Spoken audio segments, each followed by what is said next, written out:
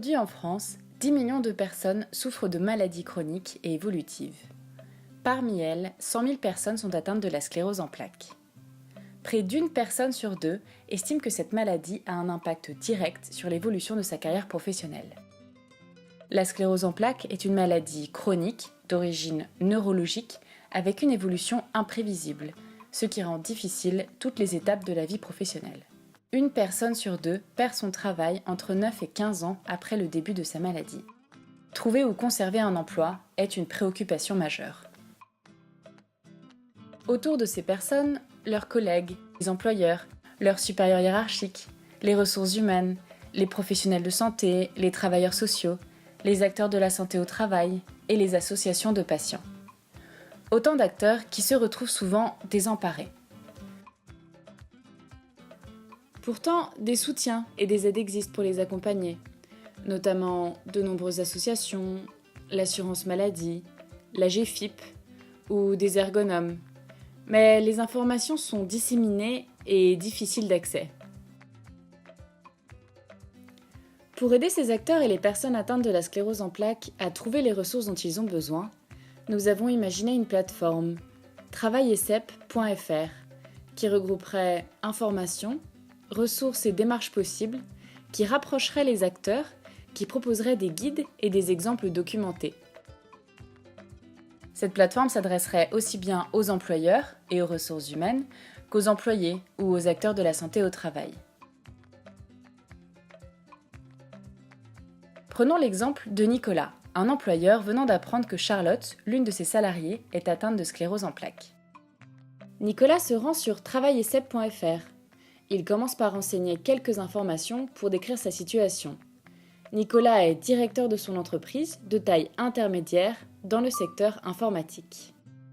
La plateforme propose à Nicolas de s'informer sur la sclérose en plaques, de l'accompagner dans la discussion avec son employé, de se renseigner sur ses obligations en tant qu'employeur, de découvrir les aménagements possibles et de se documenter sur les acteurs pouvant l'accompagner dans ses démarches. Nicolas veut en savoir plus sur les aménagements possibles à mettre en place. Nicolas accède ainsi à une feuille de route lui expliquant les grandes étapes à suivre et les conditions pour un aménagement de poste réussi. Ces conseils prennent en compte le secteur, le collectif et les ressources de son entreprise. On lui propose d'abord de s'informer sur la sclérose en plaques, puis de consulter des exemples d'aménagement. Après avoir discuté avec Charlotte, Nicolas voudrait en savoir plus sur ce qui peut être fait. Il arrive sur la bibliothèque d'aménagement possible et accède à plusieurs propositions. Il peut filtrer les propositions qui s'affichent en sélectionnant notamment le temps de mise en place des aménagements. Les propositions sont sur l'adaptation du matériel de travail, sur la fiche de poste, sur le recours au télétravail, sur la coordination du travail au sein de l'équipe, sur l'adaptation des horaires et du rythme de travail, ou encore sur les déplacements professionnels. On lui propose de sélectionner quelques aménagements qui concernent Charlotte et d'autres qui concernent également le collectif de travail. Nicolas, Charlotte et Noémie, la responsable des ressources humaines de l'entreprise, décident ensemble des aménagements à mettre en place. Pour conclure, ils préparent le temps d'échange qui aura lieu avec l'équipe de Charlotte. Comment parler de la sclérose en plaques sans être intrusif par exemple ?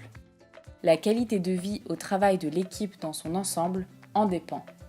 Dans le cas de Charlotte, Nicolas va commencer par voir comment faire évoluer son planning avec des horaires différenciés qui tiennent compte de sa fatigabilité. Il va également voir si elle souhaite réduire ses déplacements pour les prochains mois. S'il y a besoin, on fera intervenir un ergothérapeute pour adapter son bureau et prévoir du télétravail au domicile. Ce que notre employeur a fait à travers cette plateforme, d'autres professionnels pourraient le faire aussi. Un responsable des ressources humaines pourrait voir comment faciliter le recours au télétravail. La manager pourrait se renseigner sur la manière de communiquer avec son équipe. Et un employé atteint de sclérose en plaques pourrait se renseigner sur ses droits à la formation professionnelle. À chaque profil correspond des besoins, des demandes et donc une feuille de route adaptée. La sclérose en plaques, c'est l'affaire de toute l'entreprise. Cette plateforme est une réponse aux besoins des personnes atteintes de sclérose en plaques et de leur entourage professionnel. Sachant que 90% des personnes atteintes de sclérose en plaques estiment que les pouvoirs publics ne prennent pas en compte le sujet de leur intégration dans l'entreprise, on se dit que c'est le bon moment pour agir. Comment ? en faisant de cette plateforme un futur service public de santé. Cette plateforme s'inscrit dans une démarche plus globale. Début 2017, Travail et CEP a lancé la première enquête en France sur les impacts psychosociaux de la sclérose en plaques. Plus de 800 personnes ont répondu à l'appel, rassemblant personnes atteintes de la sclérose en plaques, employeurs, collègues et aidants. À votre niveau, vous aussi agissez. Regardez nos vidéos de coaching à destination des chefs d'entreprise, des ressources humaines et des managers sur travaillecep.voixdespatients.fr. Découvrez des témoignages d'employeurs et d'employés atteints de sclérose en plaques sur ce même site. Et soutenez nos propositions pour la Conférence nationale du handicap du printemps 2019. Cette vidéo a été conçue avec APF France Handicap, la Ligue française contre la sclérose en plaques, l'Union associative pour lutter contre la sclérose en plaques et Roche. Cette vidéo a été réalisée par Vraiment Vraiment.